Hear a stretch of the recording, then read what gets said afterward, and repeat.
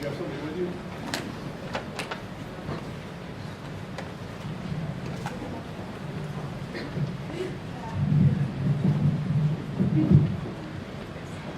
Good evening, everyone. Thank you for coming. I'm Rick Werner. I'm Jamie's father. This is Steve and Jamie's brother. Right down here, we've got Morgan, Jamie's sister, and Jamie's mom, Debbie. And up here with the family group in front, we've got about 40 family, most of them from Boston on Debbie's side.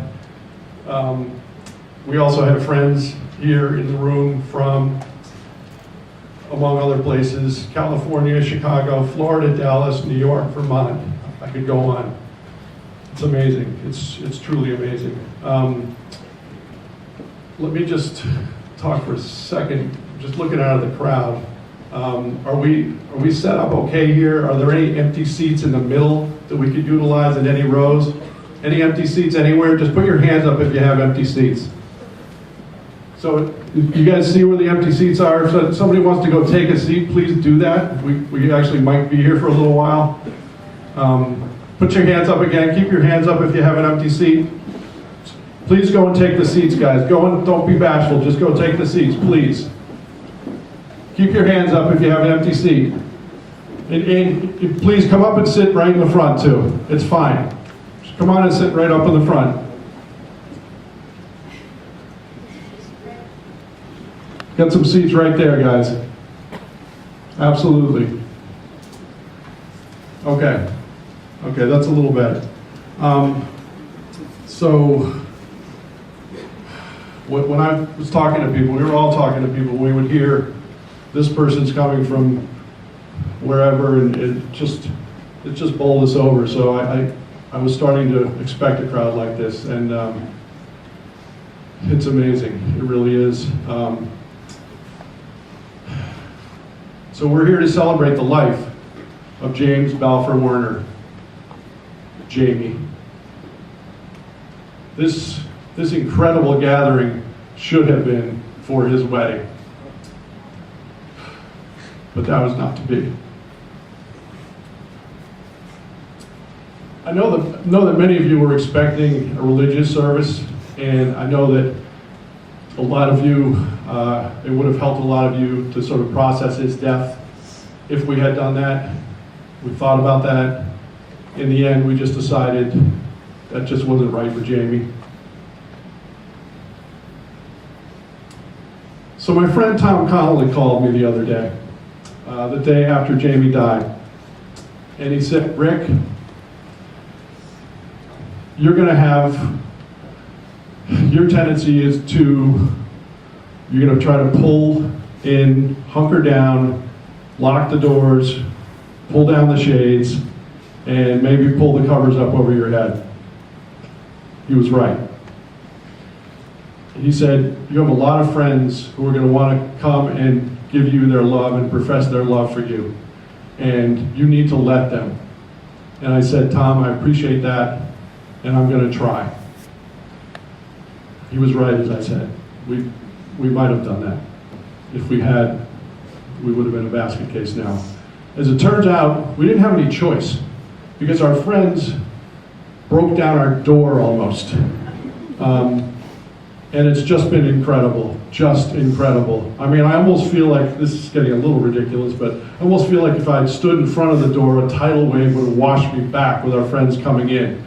And they brought food, and they brought drink, and they did things for us. And I've never been the kind of person, we have never been the kind of people who ever asked people to do things for us, because, you know, because you're self-sufficient, and frankly, because we never needed anything done for us. But this time we did, and people did so many things for us. I mean, this whole setup here, I know nothing about this other than what Laura and Amy told me. They just did it. And I said, do you want me to go over to the club and go over the arrangements with you? And Laura said, no, honey, I want to do this for you. And I said, thank you.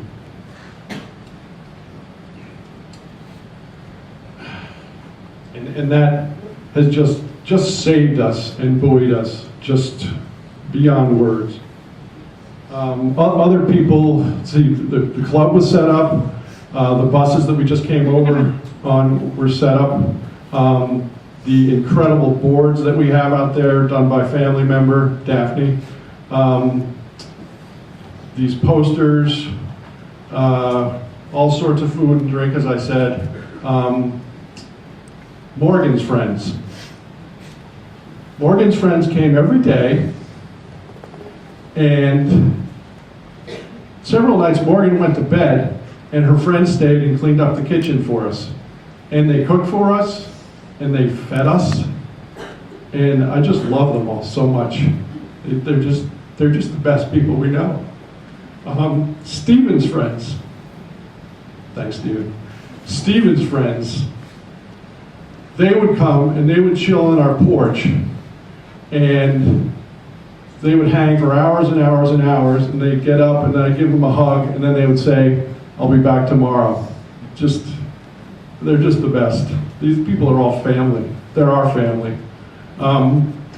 So that sort of leads into the nightly tradition that we developed over the past several days. I wish I would have asked this a little earlier, but can everybody hear me? In the back, wave your hand if you can hear me. Thank you, guys. Thank you. You know what? I need a glass of water.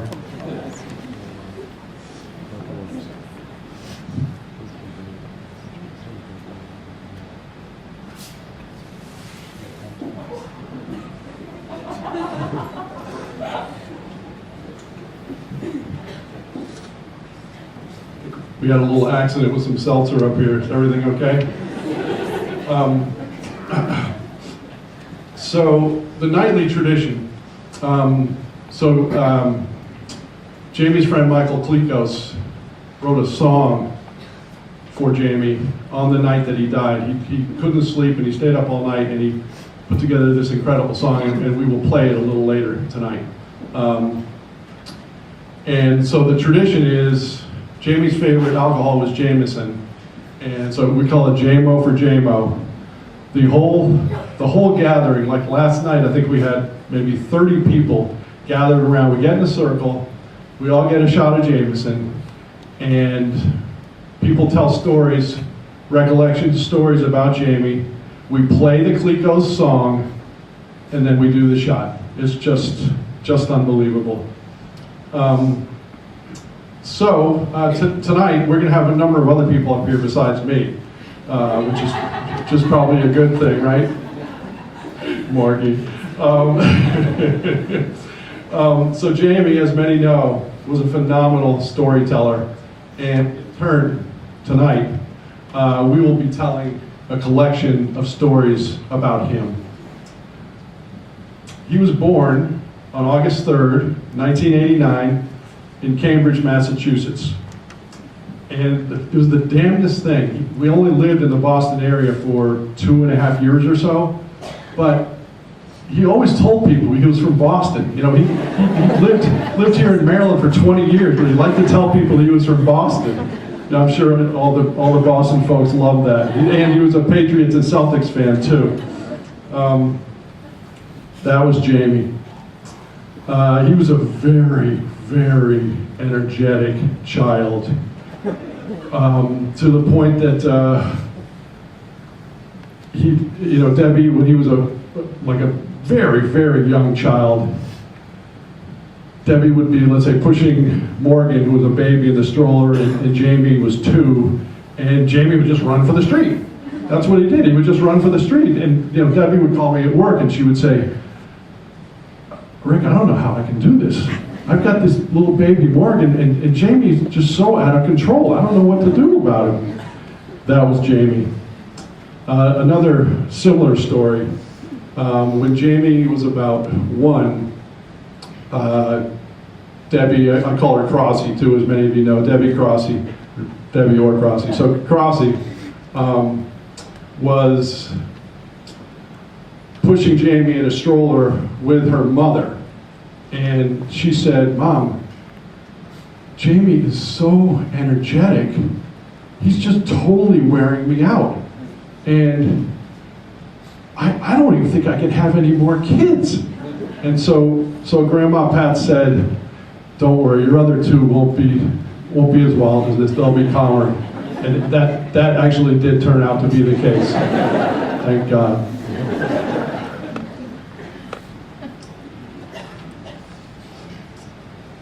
You want to say something? I just want to say, feel free to laugh, feel free to smile. That's what Jamie would have wanted. Yes, yes. That's what Jamie would have wanted us to do here. Good call, Steve. Good call.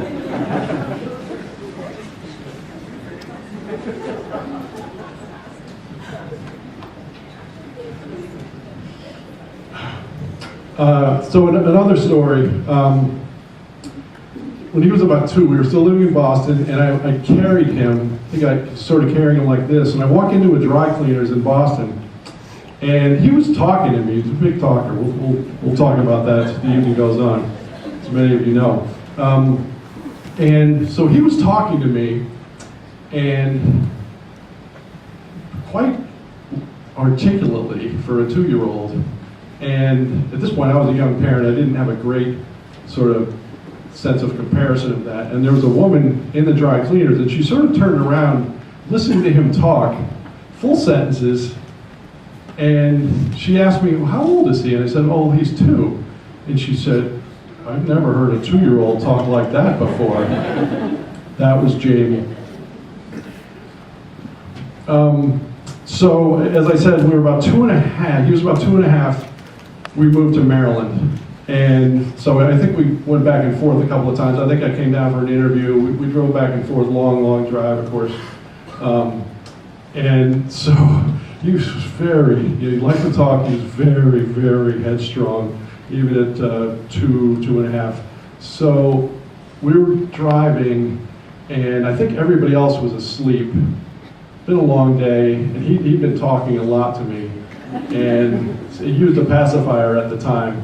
And so I said, okay, Jamie, I think, why don't you put your pacifier in your mouth and go to sleep now? And he turns to me and he goes, only Jamie knows when to put the pacifier in the mouth. That was Jamie.